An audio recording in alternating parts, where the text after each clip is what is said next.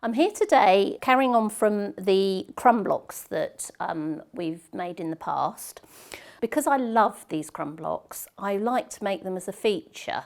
So these 10-inch blocks that I've used in this quilt, which this is the quilt that is on my sofa. This is the one that I snuggle up under.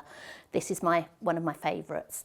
I just wanted to highlight those crumb blocks. So I've gone for the illusion block, which gives it a 3D effect. You just put pieces along either side to give it a 3D effect.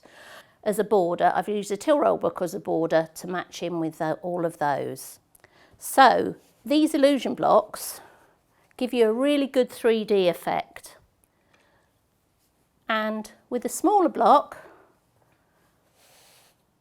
you can make that into a larger block with the sashing.